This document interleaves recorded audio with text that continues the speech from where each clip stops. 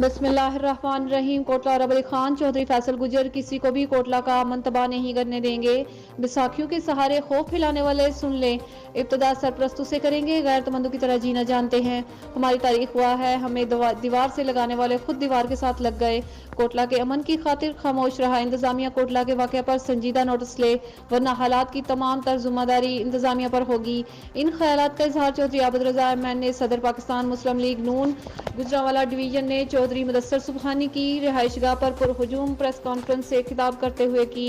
कोटला का अमन और खुशहाली मुखालफों को खटक रही है। कौफ लीग ने कोटला का अमन तबाह करने में कोई कसर नहीं छोड़ी। चढ़ियावला वाकया, चौधरी शमीन कोटली बिचार पर हमला और सानहा कोटला में 2 अफराद की हलाकत, जिम्मेदार कौफ लीग है। गुजरात पुलिस सिर्फ सिक्योरिटी एजेंसी बनकर रह गई है।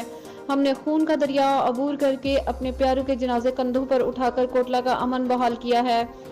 जुल्मत की स्याह रात के आगे सर झुकाने की बजाय मौत को तरजीह देते हैं। जमहूरी लोग हैं, अपने किरदार और अमल से कोटला को अमन का गहवारा बनाया। गुजरात का ये टोला जब भी बरसरे इक़्तिदार आया, कब्जा माफिया, भत्ता माफिया, थानेदार कल्चर और मुसल्लह जत्थों के साथ अमन मान को तबाह किया। अगर पुलिस मुदस्सर सुबहानी की 2 बार दरख्वास्त पर अमल करके FIA दर्ज करती तो आज ये वक़ुआ ना होता। अपने साथियों का तहफ़्फ़ुज़ करना जानते हैं। अगर हमें मजबूर किया गया तो बैसाखियों के बजाय सरपरस्तों के साथ भरपूर तरीके से निपटेंगे।